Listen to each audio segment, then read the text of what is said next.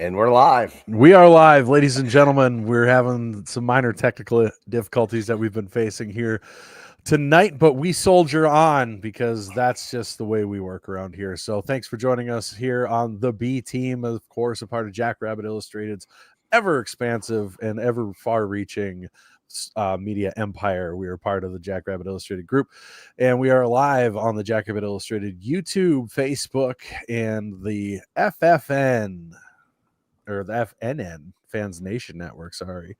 But YouTube as well. As always, we are brought to you by the Kubota Dealers of South Dakota. They are the title sponsor for Jackrabbit Illustrated. They have locations all over the great state of South Dakota. There's bound to be one near you. Get yourself into some orange equipment today. It is reliable and it does a hell of a job. And they have parts and service as well on top of it, but they have all the equipment you may need for your home, your homestead, or your acreage to get everything taken care of for you around the farm or the house. Get your yard cut, snow blown, all that fun stuff. So thank you to Kubota Dealers of South Dakota for being one of our loyal sponsors and our main title sponsor for the entirety of Jackrabbit Illustrated. We are the B Team, and as always, our show sponsor is Culver's of Brookings and Watertown, one of our oldest sponsors that we have, one of the OGs. Culver's, Brookings, Watertown, where a better brand of beef makes a butter burger better. That tastes delicious is just not as good of a tagline, if you ask me. So I'm always throwing the bees out there because we are the B Team. But beyond that, get yourself Culver's Mixer. They've got the pepper pub burger back, which is fantastic. If you never had it, it is really good. It's got like a pepper mayo and everything else on it. Super, super good burger. Highly recommend it. Of course, along with my beer cheese with your fries. Like, you cannot go wrong getting the beer cheese with the fries. I just had somebody, I think maybe it was Jim Poppin, was like, what do you get with the fries? Beer cheese, man. Get the cheese with it. It is awesome. But other than that, Ron, I am not coming to Los Angeles. Ben is not, and Chad is not. Sorry.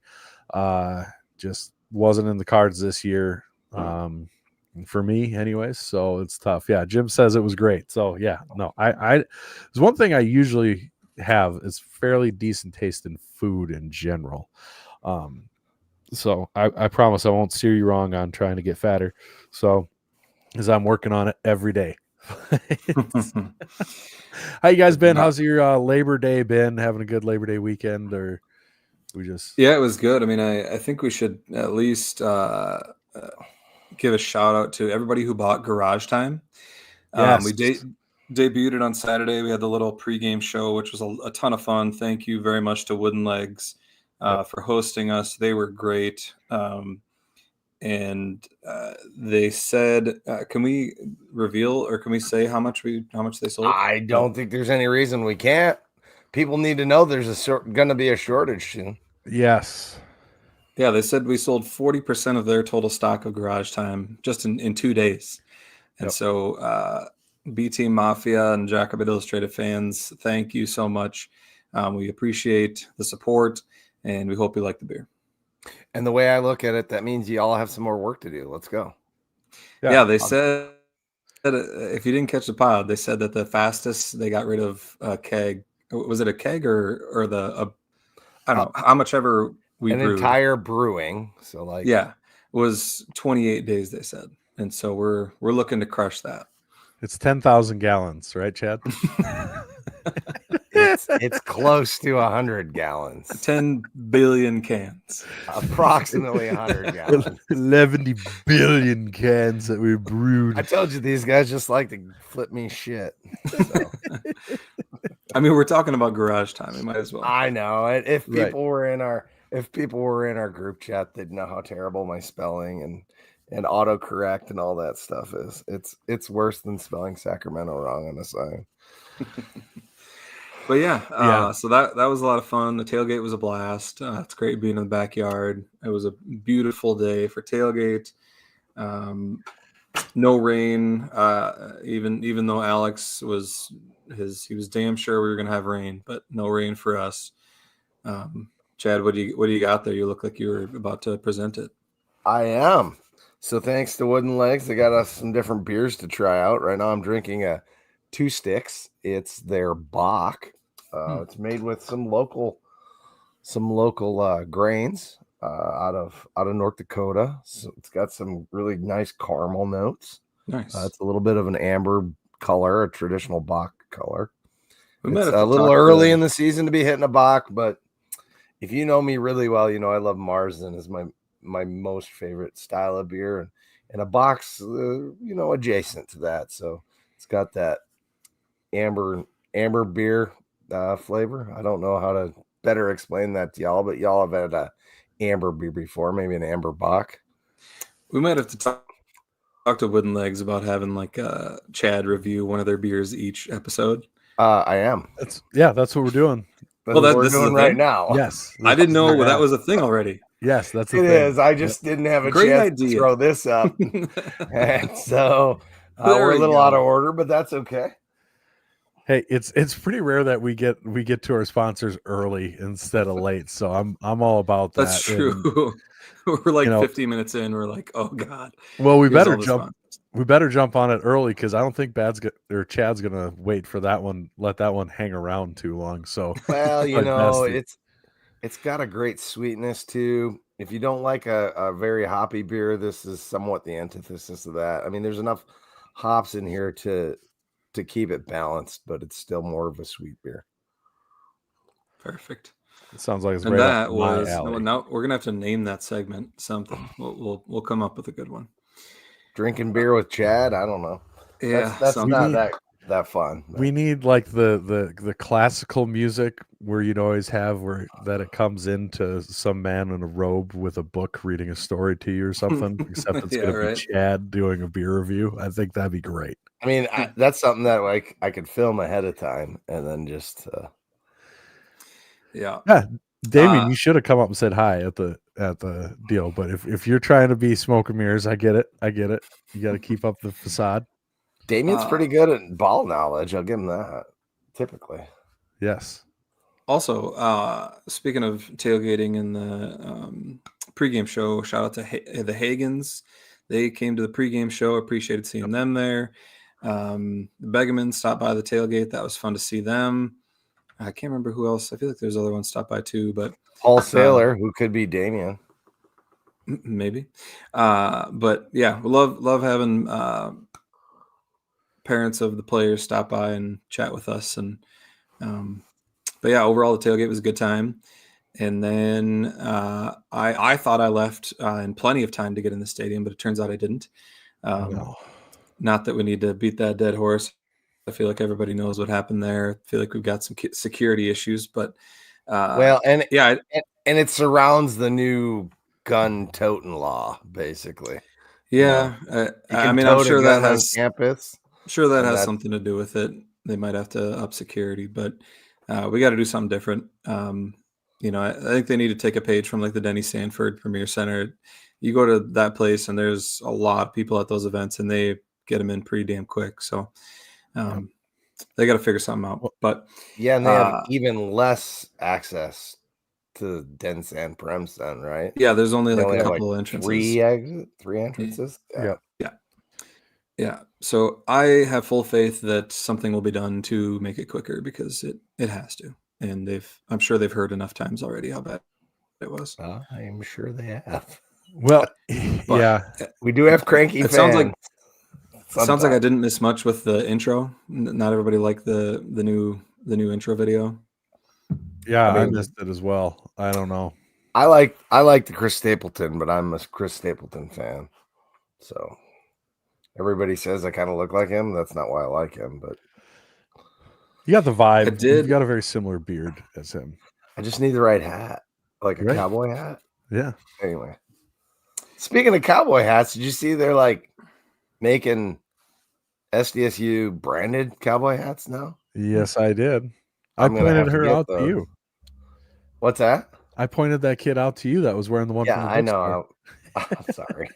I was just bringing it up, Brendan. Oh, well, sorry. My bad. All right, fine, whatever. They sell them at the apparently at the on-site bookstore. They're in the stadium version of the bookstore, whatever they call that, stadium store, I guess. Outside of that, once the game started, though, what I was real excited about was well, after we were done being on offense, did we win the toss and take the ball? Because that's different. If that somebody said we won the toss and we took. I didn't catch what the toss, but we did definitely receive the ball. So yeah. But what I was really excited about though was the crowd noise when Sac State got the ball right away. It was loud in there, and there were quite a few times on third downs that people were getting up, and so there was a lull in the game where everything just grinded to a halt in that third quarter. But I was impressed with the crowd, and I think they made a difference. Definitely early on. I think Sac State was probably a little overwhelmed early on. I don't think they expected that. Yeah, I definitely think they had a hard time with the noise. I do, and it was awesome in the first half, but as awesome as it was in the first half, it was gone in the second half. That crowd went from lively to dead like real quick. But, man, that game just was slowed to molasses. It was tough to stay in it. It did drag. Yeah. It's hard to keep up when they're granted. The reason why it slowed like that was our defense. Which phenomenal. Can't say enough about how good they looked. Love seeing how they flew around. Just madman, rallied to the ball, and just sure tackles all over the place. We heard all about these super dynamic backfield that Sacramento State had, and they could do absolutely nothing. Yep. I think what they averaged was like 1 yard per carry or something like that. Yeah, that's exactly what they averaged. That's exactly what they. Yeah. So yeah, I especially with a team doing some crazy stuff with triple option. Usually they're going to break one or two off, but our defense was just so stout, and that was just so exciting to watch.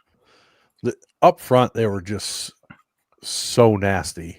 It was crazy. Yeah, Tim Rosario. Yeah, there was nowhere for the running backs to go.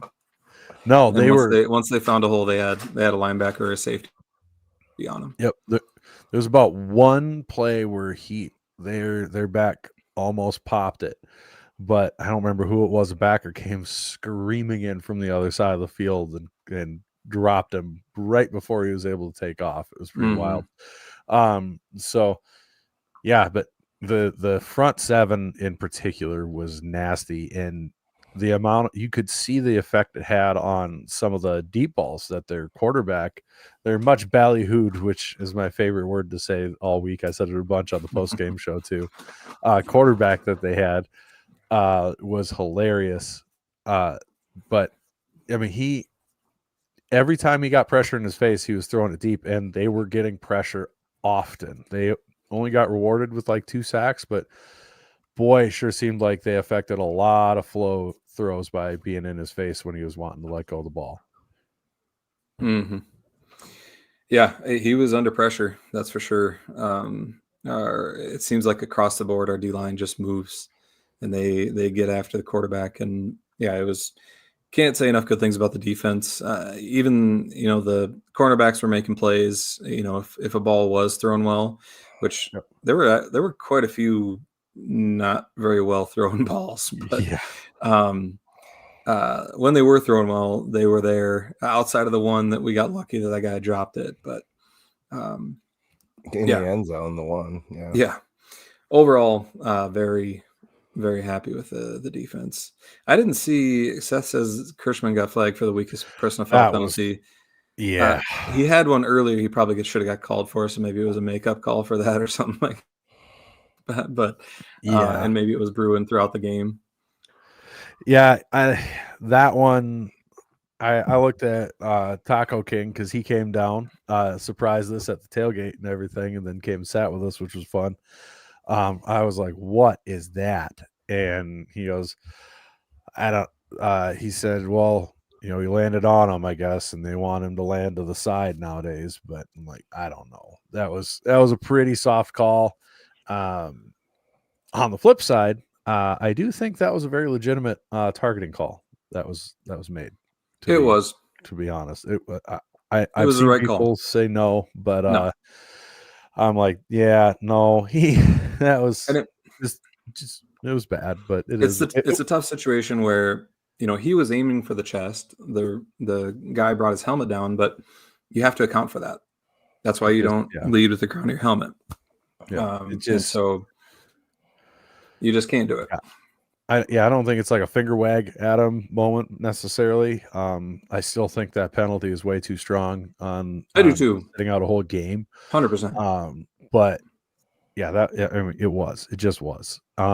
So yeah, that kind of by the letter of the law, it was. Yeah, but we can. I know. And we need to go back for a long and time. It needs to be the flagrant 1, flagrant 2 kind of thing, Right. Because I don't. Well, clearly, if of any penalty that's had intent, that one did not have intent. No, right, it wasn't malicious. To miss it, which was kind of surprising how far the running back flew after he got hit, and Van Tol didn't even fall through on the hit. He popped him with his helmet and then gave him a good shiver after, and that's I think Van Tol must throw up some numbers on the old bench press because he gave him a yuck. Yeah, which gave him a little more scrutiny, I feel like. Yeah. Did not help. Hey, you're going to run the ball. You got to pay the Van Tol. I like it. Yeah? I thought that was okay. All right. It would have been better if I said it right the first time. I like it. And yeah, you can't not mention his leap over the block and then getting a sack. That was so cool. When that happened live, I thought he was going to get a penalty called on him because all of a sudden you just see him flying through the air like that. And leaping's illegal on, like an extra point. And he was so high in the air, it looked like somebody must have propelled him that high. And then you see the replay and you're like, oh, no shit. He just did that with his own springs. Good God. That was nuts. He must and I almost wonder if he thought the running back was going to try to cut him, so he was jumping over him, and then he did not try to cut him at all, so he just jumped over him instead, which one hell of a secret weapon to have in the back pocket of I can just jump over you while you stand up. Me with a vertical of 4 didn't realize that was an option for a human being to be able to just decide I'm going to leap over you while you're standing up. Yeah, he looked like one of them guys that, when they dunk with the other guy holding the ball over his head. Yeah. Like completely over the top of him. 4 is that like measured in pieces of paper or millimeters? Yes. Yes. 4 pieces of paper. Yeah. It's not much. We can't go without mentioning McShane too. That guy, we kept hearing about. We're gonna love how he plays the game of football. Yeah, that guy was all over the place, 100 miles an hour. I think this linebacking crew it's gonna be a fun year watching those guys fly around for sure. Well, in unrelated but related, I love Kobe Claiborne being able to get a sack his first game after he decides to stay. We get to see the Kobe shuffle. That was phenomenal. That was fun. I do think defensive tackles should have more leeway on celebrating after getting a sack because they don't get them as often, and that was fun. Mm-hmm. And Kershaman is the guy that we thought he was going to be. I mean, he looked so nasty out there. It's going to be an All-American season. I'm calling it now. I think he's that good of a D lineman that the tough part will just be whether he racks up enough stats to make that. But man, he was making a difference. He looked like 2 players out there. He was covering so much ground that it just, I don't know. He's just all over the place. Yeah. No, defense was nasty. I mean, you only allow 131 yards total on the game. Granted, we knew Sac State might have some issues coming in with having that many new guys, but I mean, you dominate them the way you want to dominate a bad D2 team or a Pioneer League team. Like, there's plenty of games where you can. Well, that's the thing. You face a Pio team, we dominated them. Blake will put up more than that sometimes.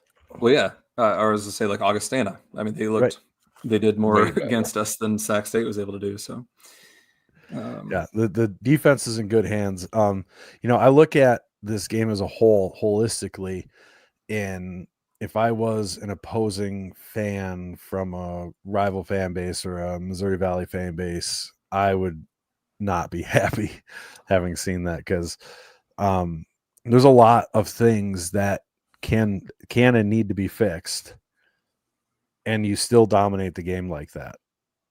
And they're definitely things you look at and you're like, oh yeah, that can be fixed. That will be fixed. That will be fixed. It's nothing that you're like is schematic where you're like, oh, that doesn't work, or they're gonna have to figure something out, or anything like that. They're all things that you're like, oh yeah, this can be fixed. This will get fixed. This will probably get fixed. That'll be fine. And that's to dominate to that level, it's nuts. Yeah, a 17-point win, 20-3, and I mean, it should have easily been, 30, maybe 34, maybe 37. I mean, just so many missed opportunities. Obviously, you have to mention the special teams. Got to get cleaned up, both in returning, got to secure the ball, and then just got to execute those field goals. But like you said, the things that will get cleaned up. I have 100% confidence. And I think it's important to not be too hard on the kid, our kicker. It was his first game here. He just got here. He almost he was going to take pulled up in a minivan, kicked out the door. You're up, kid. Like that's how new he is. Yeah. So have some patience with him. I think he'll be good. And then, if we get to the offense, I guess I think obviously got to have ball security, but I did like the way I saw Loffridge carrying the ball the rest of the game. You could tell that he was prioritizing ball security. Even on one, like he could have broke away, but he kind of put two hands in the ball because he knew guys were in the area, and I think so that was encouraging. Obviously. One of his first carries here was a fumble, and you worry a little bit, but I saw enough out of him, and confident that won't be an issue going forward. And what a debut! I mean, he looked really, really good. He looked as advertised. Best debut since the Minotaur. Yeah, as Kyle Manette. Yep. That's wild. One thing I do want to mention quick, going back on kicking, that I think maybe a lot of people don't necessarily know. Like when you're kicking, there's a lot of like timing and trust between your kicker, snapper, and holder that I'm sure was wonky. You've only had a week of practice. I mean, to get that down, that's in a week had to be tough. So I personally really expect huge leaps and bounds there from that. But on Loffridge, I mean, unreal. Like he's so good. He's so good. And the Hogs were just moving bodies around, run blocking. And wow, he's really powerful for his size. Yeah, he makes it look easy, but if you really watch him, he's just got incredible balance and power because he's really hard to bring down. Yep. If you don't have a square tackle on him, he's not going down. And so he just eats up yards with missed tackles.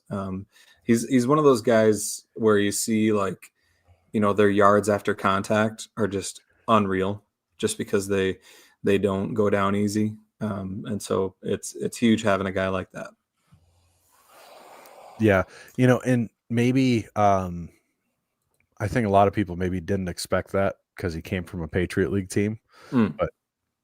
He's just a beast, and Bassinger behind him. I really liked when they rotated him. It wasn't really mid-drive. They gave him the whole drive back and forth when they went. It seemed like I didn't notice a lot of like subbing, and they were letting them get into a rhythm when they were out there, which I thought helped, works really well, and that looked really nice.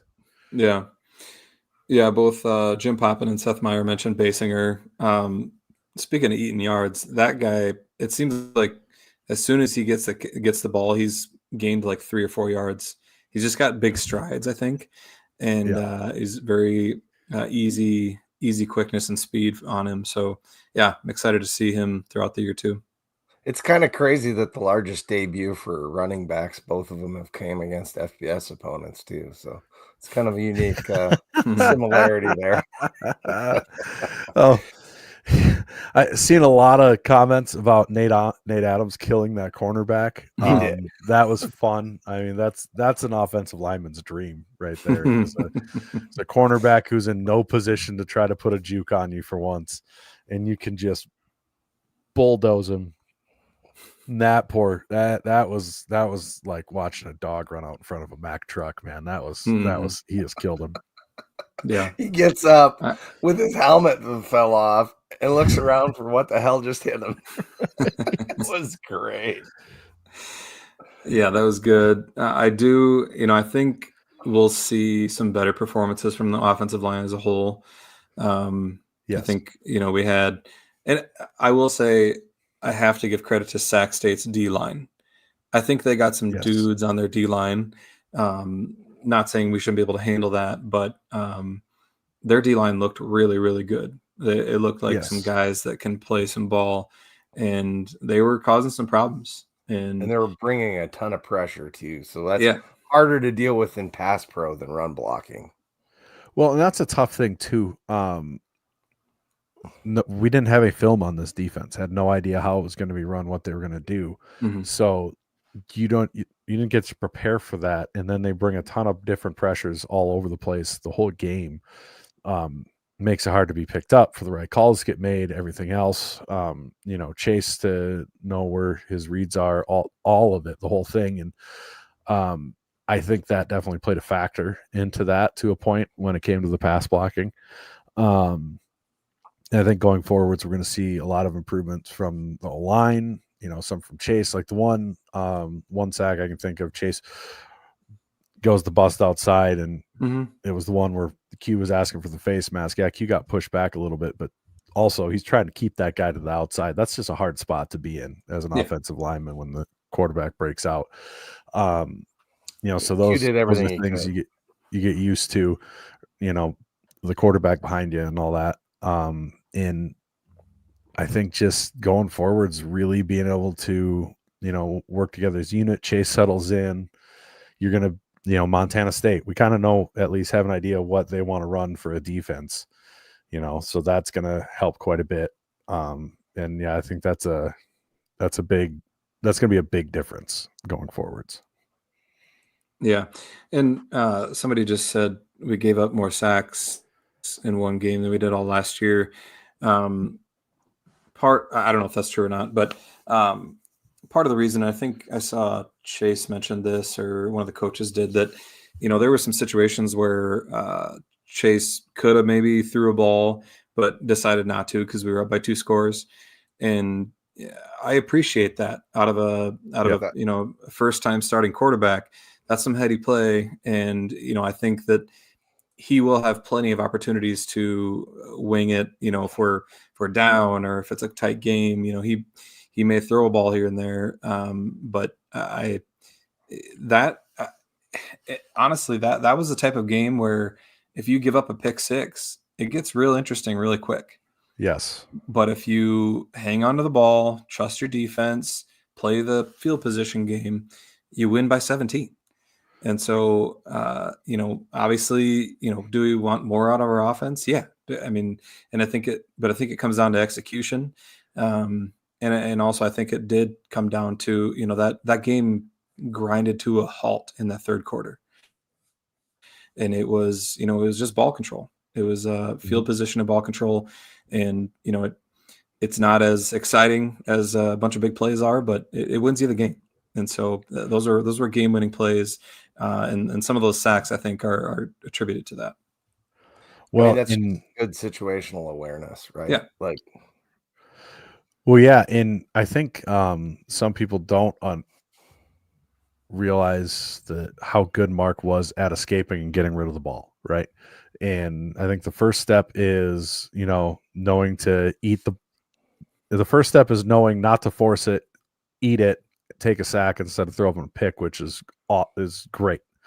It's a hell of a lot better than turning the ball over a whole bunch. The next step is getting used to just escaping the pocket, getting rid of the ball instead of eating a sack. That's just kind of the progression. You went from a guy who was a 5th-year starter essentially to a guy in his first start, like Chad said, his first start in 11-man, and that is it for his first start. That's great awareness to know, hey, the defense has got this locked down. Let's not breathe life into this team and eat that in that situation. So, it's definitely a good thing, and there's definitely better to come that he can learn from and get better from that even. Mm-hmm. Yeah, I mean, I would like thinking about Chase and how that game went, and maybe some of it was based on the way the game was going and not wanting to do anything too crazy, but I would like to see them get Chase on the roll a little bit more, like a rollout option where he gets a little space, he can create a little bit. It's not as easy to create from just a pure pocket passing play. And so I'll be interested going forward to see if they do a little more getting him on the edge, getting some sight lines for him and the ability to take off too if he wants to. So we'll see. It was a pleasant surprise seeing Oh, you're muted. Sorry, yeah. I could read your lips. Don't worry about that. They did do some of that, getting him out of the pocket. One of the times, they just happen to, sometimes if you're doing that, you're booting out. The defense calls pressure to that side and gets a sack. You just kind of tip your hat because it was the right call. It was the right call for that play. And what do? You just tip your hat and move on. But yeah, he did a great job of continuing to look downfield the whole time. And, he looked great rolling out and throwing on the run. Especially that play, he goes through all of them and goes to Gannon, I think it was, down the sideline, finding him. That's really encouraging that he's not sitting locked on his first read. I think he's gonna have massive improvements as the season goes on, and he's gonna look like a completely different quarterback. And he didn't look bad either. I think we want to make that clear. He looked pretty damn good to me this whole game. And there was a lot of plays that, when you're calling a pass on fourth down with your first time starting quarterback, that shows a massive amount of confidence in him. And to me, that's an awesome sign of how he's been looking just in practice in general, for them to have that faith to go ahead. You know what? It's 4th and 2. We're going to call a rollout and go complete that pass or take it. And we're going to let you make that decision because we've got the confidence you're going to make the right one. That's a great sign going forwards. Yeah, for sure. It was fun seeing our fullback score the first touchdown of the year. Yes. Didn't have that on my bingo card, but he looks like a weapon. I mean, he's got some wiggle to him, and he was throwing some good lead blocks. So excited to see that. You didn't have fullback getting our first receiving touchdown and wide receiver having our first rushing touchdown on your bingo card? Exactly. Yeah, it's kind of crazy. Speaking of which, though, Ogroski, you heard in the offseason that a bunch of guys gained weight and gained muscle. He must have been a good part of that because he looks like a different athlete, in my opinion. He was quick. Yeah, very quick, and it looked like he got some power too.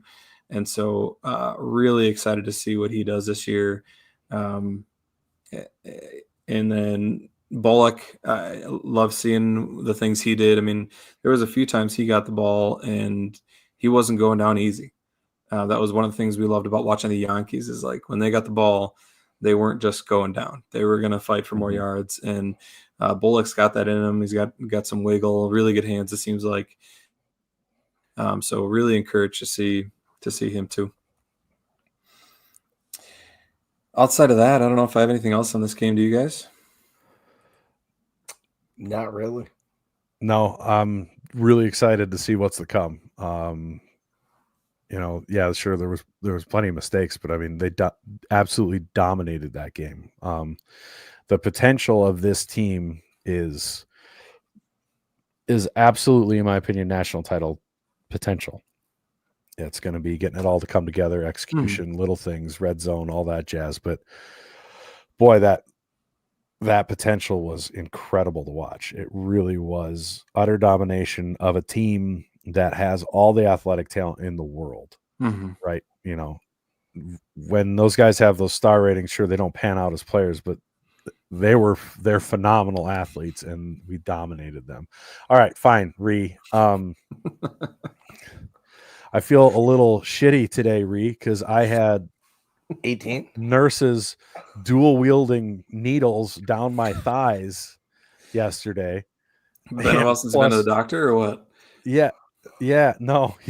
Those were just the rabies shots. Really? $20,000 worth of rabies shots. 8 of them, 4 in each thigh, and then a ninth one in the shoulder for flinching.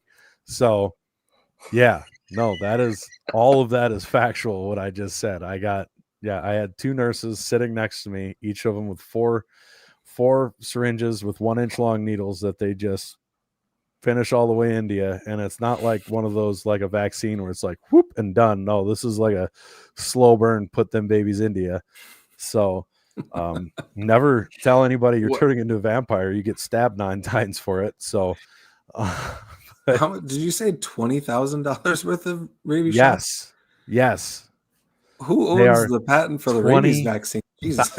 $20. I think it's probably a transport issue is part of it, because so the one in the shoulder is this is way off topic. Off topic pod. Pretty standard for us. The one in the shoulder is a vaccine, right? You can get a rabies vaccine. Recommend that. I wouldn't have this. I'd have just gotten a booster instead of all this nonsense. So that, obviously does what a vaccine does, gets your body to create the antibodies to fight, whatever that disease is through the vaccine and all that jazz. But because I didn't have a vaccine, you have to get injections, essentially, of the active antibodies into you. Normally, they would do that where the bite was, but mine was on my thumb. They had needles that would have gone through my thumb and then through my other thumb and then probably gone into my pinky. So that wasn't going to be super successful, and it would have swollen up like a balloon with the amount of damn injection they had to put in there. It would have been the size of the rest of my hand. So one of the things with that is they're like, yeah, the pharmacist has to bring it down to us because they can't tube it. If people don't know, most hospitals have a tube system to send drugs all over, kind of like your bank when you're at the drive-thru and put things into that tube system. They have the same system for delivering meds. Some of them can't be sent. One of them is that rabies antibodies, because it will get shaken and then it ruins it. So it has to get carried down. And it was not my inner thighs, Rob. If it was my inner thighs whole, that would have made me pee. That would have hurt so bad. They carry those down, and it takes them an hour just to get the shots ready, and then you get stab, and you're sitting there, and you're gonna feel a pinch, and then you're gonna feel pinch, you're gonna feel pinch, you're gonna feel pinch. 8 times after the warm-up one in the shoulder, and then I have to go get another one on Wednesday, and then I have to get another one the next Monday, and then I have to get another one the next Monday. Or kids, you could get a rabies vaccine and they would give you 1 booster shot and you'd be fine. So, food for thought. Rabies vaccine's probably less money than $20,000 as well. So there's a financial incentive too. Yeah. So, we already had, my Tay already had her tonsils out and Ariel had her meniscus repaired. So we're like, that what deductible? So that's fine. $20,000, not my problem. It's so that sucked. Right. But I'm fine. I feel a little poopy today. If I feel poopier tomorrow, I'm supposed to call in, but I gotta call Ron, if you would have watched the live show, you got bit by a bat morning of. Yeah, Brad, I was bit by a bat the morning of the live show. Guess to retell the story, because we probably have new people listening now. I got up in the morning. We had left some of the doors open in the house for cool air, and then later that night I was in and out taking stuff out to the truck. So probably how it got in. But I go and I had 2 hats sitting on you top had of a the screen gun door case. on your main door. Next, Chad, stop it. No, we don't. I don't need that blood pressure right now. But on top of the gun cabinet next to the bed, I had some hats up there, and I thought maybe one of them was my jackrabbit one. So I lift one up, and it's dark because I don't want to wake up Ariel. And there was something on the hat, and it's just stuff. So I just went to grab it and move it, and then it bit me and screeched like a cicada. I almost pissed my pants. Ariel woke up because I was very loud, wondering what the Jesus Christ was that. And so then I found out it was a bat, and I caught him, and I let him go. Oh, in the event you don't have the rabies vaccine, don't let the bat go. Grab the bat. Don't let him go. Keep the told you that too. They'll test him. And then maybe you don't get because it's only an 8% chance that a bat has rabies anyways. I thought the doctor was like going to pass out at urgent care though. Like he's mortally afraid of bats. Like he was like, I think he thought I was going to turn into a bat and bite him. No, but he was like super concerned about just because it was a bat. So yeah. Do you need Ariel me to come says install a screen door for you? I have installed that stupid goddamn screen door 5 times only to have my mental midget of a dog blast through it when she knows it's shut and rip it off the damn hinges 3 times.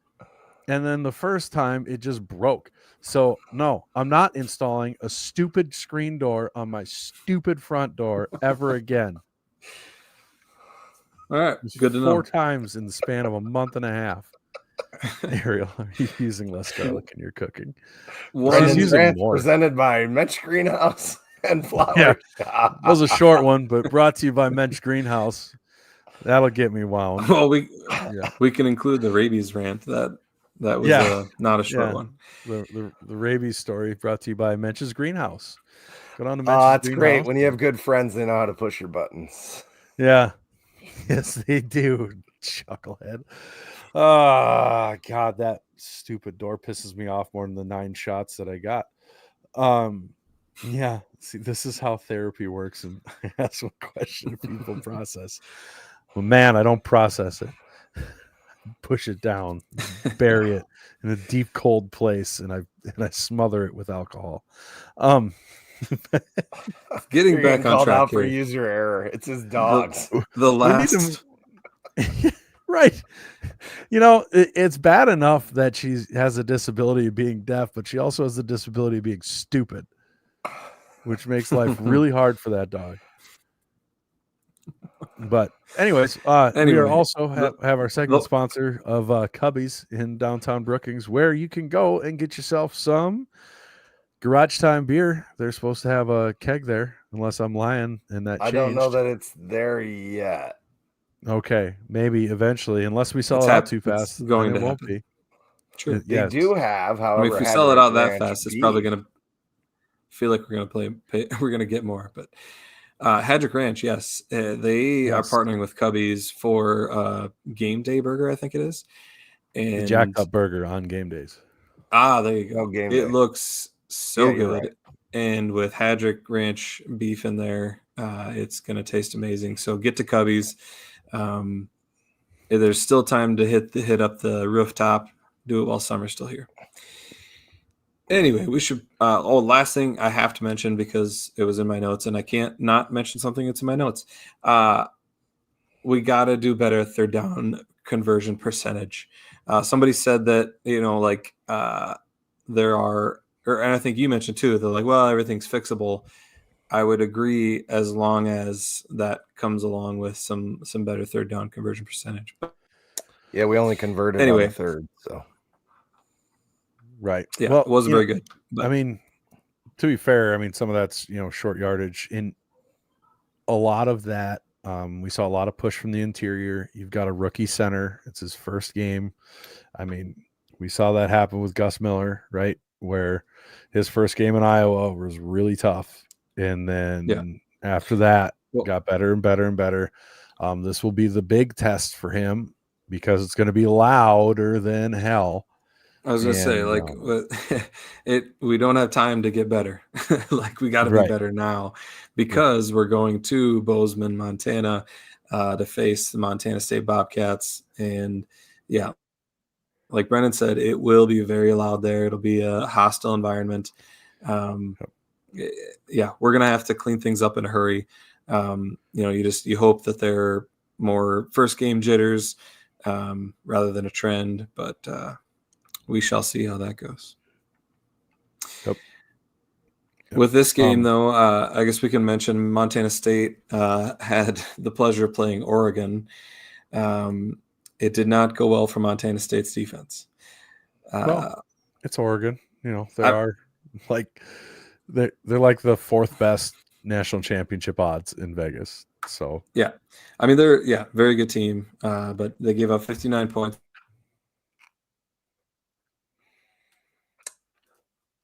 Did we lose Ben? I think he froze for both of us.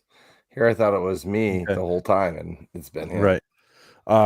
Well, to pick up with what I'm sure I know he was talking about, Oregon blasted. Should screenshot that. Montana State. Right. Anybody want a screenshot of Ben making a funny face? By all means. Him off. You got time. Oh, no, you don't. But yeah, they got blasted by Oregon. I don't know how much you can take out of that. If we were going into that game, I mean, and he was talking about Montana State's defense having a tough time.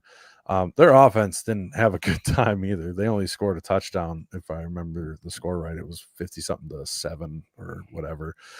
I don't think you can take a whole lot from that game. Just because, the last FBS game I would have wanted would have been, top 4 FBS school in the country with a brand new quarterback. And, Montana State's replacing pieces too. Namely Tomlin Malott. That's a big one. They've got their incoming transfer quarterback from Ben's back, incoming quarterback from Stanford, who, they just had a tough game. So are we ready to bring him back on? There he is. Ben, yeah, you can bring him. Continue your thoughts. I guess I shouldn't. I like up in the corner and it just shut off. And it's like it's plugged in and everything, so I don't know what the deal was there. Oh, that's not ideal. I'll keep my hands off. Anyway, we talked about their quarterback. We were just getting into their quarterback because I had said they got blasted by Oregon, but their defense had a tough time, but their offense also didn't have a great time because they only scored like 1 touchdown. But I was anxiously awaiting the rest of your thoughts. Taco Dollar's still a stud. It was kind of weird when you look at his stats. He was 23 for 31 for 198 yards, and you'd think that meant a lot of points, but Oregon was just scoring that many times. Montana State had the ball that many times, and it seems like they moved the ball a little bit, but were never able to capitalize because he did obviously 70% completion rate's pretty good. So it'll be a test for us. I think that I was not that impressed with Jaden Rashada, and I think that Montana State's line will probably be better than Sacramento State's offensive line. And so we'll see. I think that it's going to be huge to put some pressure on him. We need to help out our defensive backfield that way. And then you can always depend on Montana State to have a solid running game. So, and I think, what's his name? Adam Jones. He's a pretty damn good running back for them. So I'll have to try to corral him. And so is Julius Davis. He's just been hurt a lot through his career. Yeah. I think looking at this game, it is completely different without having Tommy Malott in that offense or their dual wielding of quarterbacks that they love to do. Right. During that era, makes it a little more straightforward. It does make me a little more confident in the defense, having a game. They're going to get away with not having to pay the van toll for the first half of the game. But the depth there is very encouraging. So I definitely look forward to that. Matt, I don't know when the last time they lost a home opener was, but it's been a long time. I do know that's one of their long-standing records of unbeaten streaks is Montana State's home openers. The Gold Rush is a big deal. It's a huge deal there. It's going to be loud. We know we're loud here. It's probably going to be every bit as loud there for the Gold Rush. They are going to be crazy. I do wish I was going. The Gold Rush looks like a blast to be at. This wasn't in the cards, but I think defensively, I feel decently confident. I'm not expecting a shutout or anything, but I'm fairly confident in the defense to step up and make some plays. You're going to have to contain, Taco Dollar and Jones and everything, but I got faith in them for that. It's how's the offense going to respond? Are they going to, keep the defense off the field? Are they going to put our defense in bad spots with short fields? How's that all going to turn out? Are they going to handle the pressure of the noise and all that stuff? I think that's my biggest question marks going into this. Yeah. Distinct not having Van Tol right away. I think that I expect Loffridge to have another big game. And I think what gives me the most confidence heading into this one is just how the defense looked. And, when you're holding teams to, like we saw the last 3 years of SDSU football, 13 points or less on average. You're tough to beat when, the other teams only got to score 14 and they win.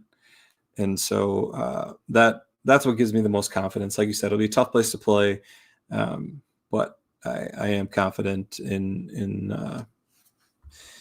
that defense, that's for sure. I was just going to check and see if they had the lineup for this game yet. So to answer Carter's question, we did beat them in the Gold Rush game with the fake field goal touchdown in 2017. Oh, that was the Gold Rush game. But was it the opener? Their season opener was at Washington State, and then the next game was us. So that was their home opener. Okay, yeah. Yep, that was their home opener. Gotcha. Interesting. Well, 2023? No, 23 was here, Pam. 2023 was a home game. The last game we played at Montana State was the semifinal in 21 because COVID year. Yep. And then Mark gets hurt. And then 21, we played there in the semifinal. And we had Chris Oladokin starting at quarterback, and we lost there. Should not have lost that game. Well, did not run the man enough. Ran Pierre a bit too much. IMO. Well, in the end, it doesn't matter. We are in the year of our Lord 2025. It is true. I'm just bitter about that one still. Yeah, not that anyone's really mad about it or anything. We don't hold grudges, but hypothetically, that was upsetting. Too bad the team doesn't feel the way we do, because that would be some fuel to the fire. Right. Shoot, I don't think any of them got. We are almost to the point where there's not very many team players left on the team from that game, which is nuts to think about. Yeah, that is nuts to think about. Montana State though, man. I think they're going to be good. It's going to be a fun game. Quality opponent. I really like that we scheduled a home and home with them. Right. If you manage to get through this 2-0, we don't lose until potentially. I mean, we don't have a really tough road until probably NDSU. NDSU game will be the toughest game. And then it'll be a test staying locked in and everything else. And there will be games that are concerns there, as the season goes on and everything. Got the semi truck ready to go. Lance added something to the last Trucking Inc. You heard it here first. That is awesome, Pam.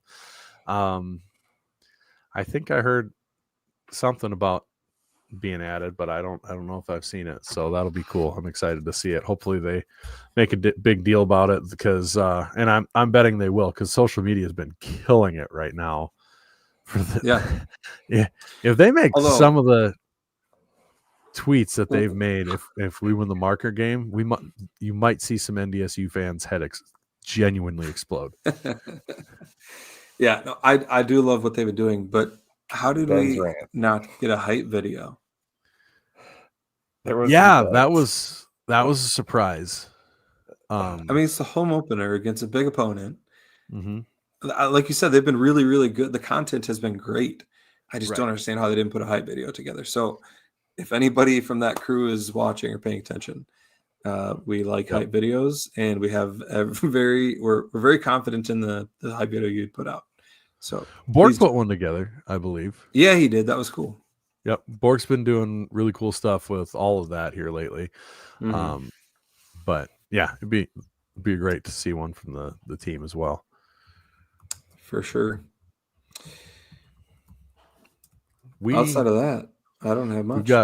We've got another sponsor to go, don't we? Or am I wrong?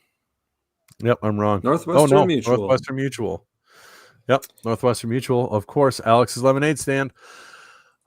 Still waiting to get straightened out who the representative will be. We're trying to chase that news down as we speak, but we'll find out and get back to you. But you may soon find out.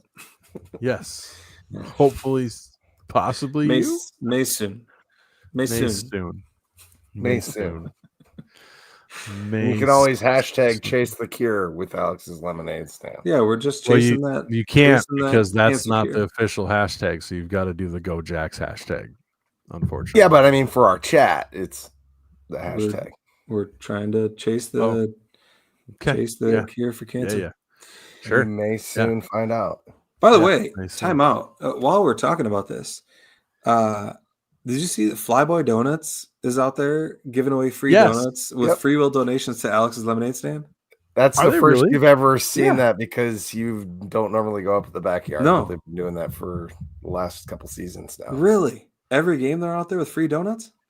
I don't know about every game, but Chris brings them up. That's a Chris deal. That's awesome. Chris Schenkel does that. And then our friends that are two spots to the south of us that invited us over last tailgate. Did you go over there and see what they're doing? The Shotsky? Yeah. Yeah, it's pretty rad. Well, I've done. They got me all messed up in Frisco with that thing. Yeah. Yes, well, they have a Shotsky over there that if you come and do a donation to Alex's Lemonade Stand, you can do a Shotsky. Hell yeah. Hell yeah. That away. These guys are awesome. They're awesome. Yeah, I'm excited to party with them this year. Yep. I mean, I actually know some of them, but some of the younger ones. But anyway, we digress. Thank you to Northwestern Mutual for being the Alex's Lemonade Stand sponsor. Yes, and Northwestern Mutual, of course. And if you need any retirement planning or investment planning, get a hold of them. Get a hold of Chris. Great people, obviously, with Chris being the main spearhead for Northwestern Mutual doing this at the FCS level overall. It is awesome that he does that, but obviously they're great people. So get down there, chat with them. Doesn't cost you anything to do a consultation with them and get everything kind of sorted out for yourself, get a plan together, and take care of your financial future. So talk to Northwestern Mutual today. Corey says, don't tell UPD about the Shotsky. Yeah, no shit. Evergreen comment. Corey's just trying to piss me off because he wants another rant. No good deed goes unpunished, Brendan. Why is it every year we have to go through this stupid shit with UPD where they can't pull their heads out? Because they get new ones. You can't have a meeting with these idiots. Look, I get it. Oh, jeez. I get it. I mean, I can't believe your that whole call job. IDs. Yeah, where's calling in the timer? IDs. You're basically running. You're almost doing a warrant check on someone because they had the audacity to drink a beer without a fucking wristband. Like, okay, I get it. We have to give people context of what happened. Understandable. Yeah. So we had UPD come in, and they were nice. Like, they were nice about it. Like, they checked IDs, and then they don't just check them; they took the IDs. And we're calling them in to ensure that they are valid IDs. What are we doing? Like, you are an officer looking of at them? the law. if it is that, if you can't tell if it's a real ID, you shouldn't be a cop. I'm sorry. Exactly. I'll say it. You should not be a cop. If you can't tell if it's real, I know because if they are real and you're confused, then that's a you problem. I get it if it's like, oh, there's something sketchy about this, but like they took a stack of them and called them all in. Or it was at least 4 or 5. 4 of them. Yeah. Or I would understand even if you're like, okay, you look like you're 15. I'm just going to call this in real quick and make sure this isn't a fake because you do not look like you're 21. But the dudes had full beards. The 4 people, they hang out with us often, and 2 of them have full beards, and the other ones they look plenty over 21. So it's like, it's just, what are you doing? Like, I don't. You train on your own time. Like, don't use this as a training opportunity for you, and you don't need to set an example. It's just stupid. Well, and don't get me wrong. Like you can't allow underage drinking like willfully, but you don't have to hunt it down. And we've said this over and over and over again. Like, you don't have to go hunt them down. If somebody's hanging out and they're here, I'll give you the solution. I'll tell you, this is the easy way to handle this. You see someone with a beer, they're drinking, they don't have a wristband. You go up, hey, go get a wristband. If I see you without a wristband and a beer next time, I'm going to be running your ID and you're gone. Yeah. Instead, I end up having people come up yelling at me at halftime because they're with their parents, which I'm not real sure on the legality of that in South Dakota. You can legally drink beer in South Dakota with your parents. Yeah, and they're ringing them up for DUIs or for underages, and not only that, they're doing it and then telling them you can't go to the game anymore. What? Like, what does one have to do with the other? Yeah, exactly. What is getting an underage? Why aren't you allowed to go to the game? That makes no sense. But again, it's an instance of yes, are they underage? Yes. Should they be drinking? I don't know the legality of it, but let's say no. Okay, then go up to them and go, hey, if you don't, you need to either get a wristband or put that beer down. And if I see you again, then I'm going to get you, because I know these officers aren't having to patrol the entire lot. They have their section, to the point where there were so many officers around that Brian's down from Fargo going, oh my God, I can't believe the amount of cops you have here. And he starts counting them because he couldn't believe how many cops were in the stadium.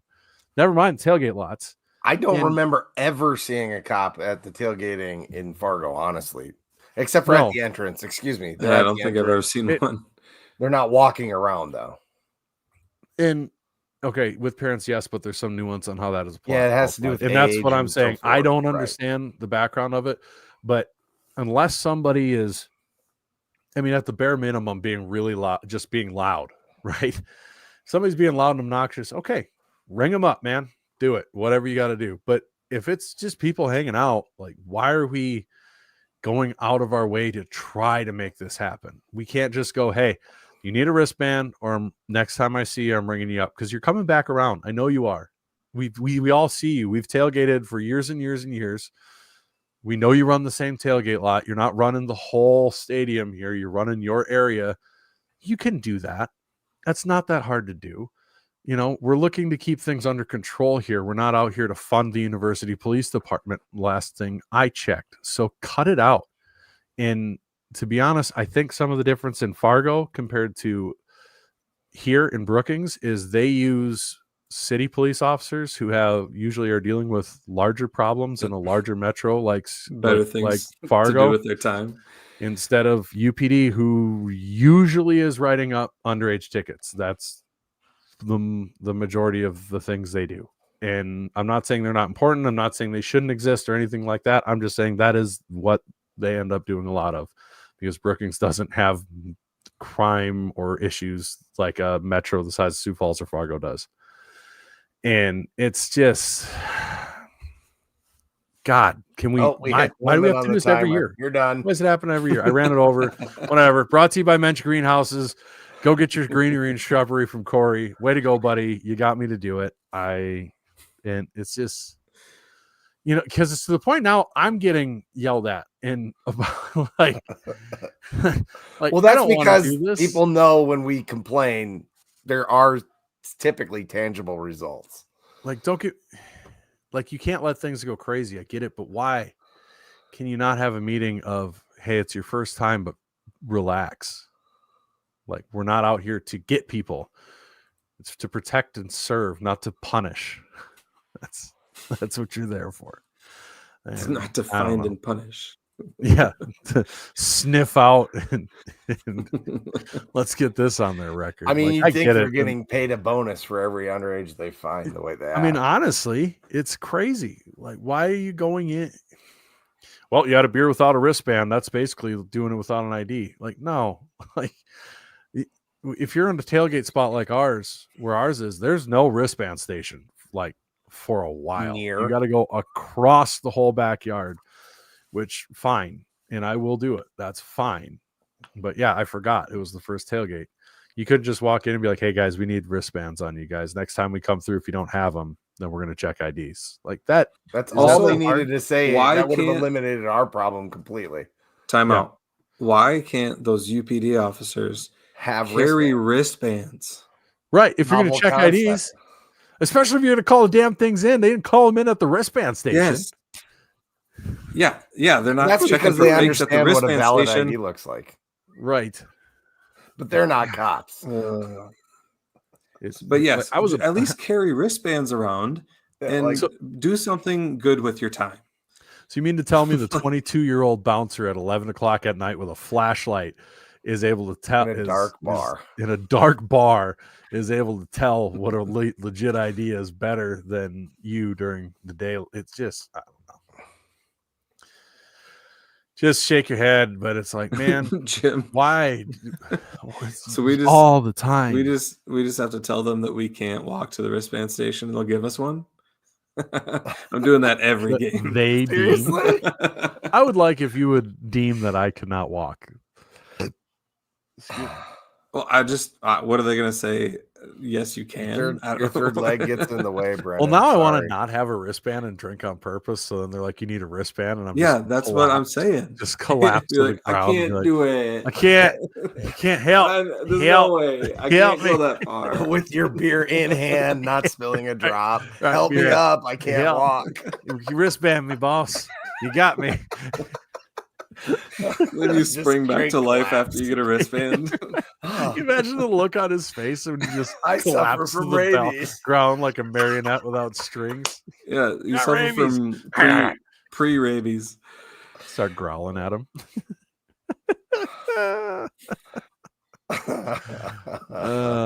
You're right. Act like a toddler when you want to put a raincoat on him. Yeah, I don't know. It just seems like for whatever reason, SDSU is unique from all the these places, other stadiums that I've gone. We are somehow unique in having this issue repeatedly at tailgates. And it's crazy.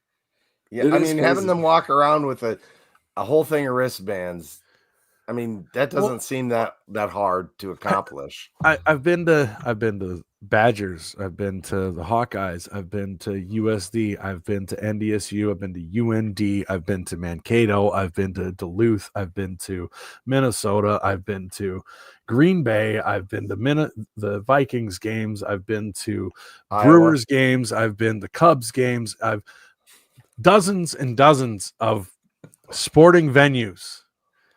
We're the one. How are we the one? How are we the problem? How does that happen?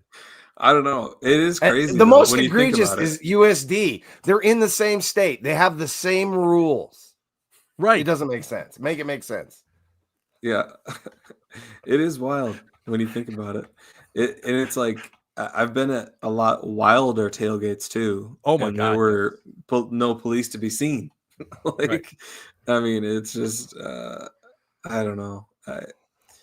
Something's got to be done. Maybe we can. I don't know. Do we have to start a petition or something? This is a Jackrabbit football, not tailgating podcast. In case you just joined, right? you missed part the timer. Experience. We ran it over, Alex. I ran over the timer, Alex. Oh God, we ran way over it. We don't have the same timer from last year. It doesn't go as long. It's just madness that it's every year. Yeah, every effing year. Yep. Yeah, that's the other thing. Physically incapable of getting this right. Yeah, it's kind of crazy. Yeah, I don't understand that either. Because last time I went into the sewer treatment plant, the security was so lax that everybody just damn near walked in. Why does ours have to be more difficult? I don't think do they even have security? Hardly. Well, you don't need that many for one guy. What? I said you don't need that many security. That's how many for fans one they have. Got fan. it. God, Jesus. Well, that was a good joke. You guys suck. I was a little bit perplexed too, I'll admit. I was like, huh? If you would have said 12, it would have made a lot more sense. I thought we were trying to find the one. I don't know. Anyway, I do. You know what I miss about that place is when it was actually inflated and we got like blown through sucked out of the door. Right. That was cool. I missed that. Like the Metrodome. Yeah, the Metrodome was cool like that too. Yeah. That was wild as a kid walking into that. That was something. That was the only redeeming quality Vermilion ever had, and now it's gone. So I only need so many rants a day, Rev. You already know, Rev. It's been in our group chat. Give it up. Yeah. I mean, what I loved was people actually calling it out, like Zach. When you've got dudes that with that much swag to them calling out your poll, you got Sam, you got Zach, you've got you got Jamie all coming out just like, what are we doing? Like, that's amazing. That was cool, says Ben. Not cool till you get blown out the stadium. All right, we got to end this thing at some point. Where's Jim Poppin when you need him? He's in the chat. Yeah, he is in the chat. I know he is. Waiting for he hasn't given us the bat signal yet. I think it's blown out the door, though. There it is. There he is. Oh boy. Come check us out. Oh, wait, actually, we need to talk about, we're talking about after show. I can't do it Wednesday night. So either I'm not there or we do it a different night. You got a headache? On the air production meeting. Yes, I have. And it's got him. Pre-planned headache. No, it's my birthday. It's my birthday, and I've got a work function. Ree's gonna have a headache. But anyway, good Lord, what is happening? All right, you'll have to tune in to see to Twitter to see when we're gonna do Scared Money Don't Make Money. Mm-hmm. All right, well, as Jim Poppin says, as we always say, go big, go blue, go Jack. Go Jack.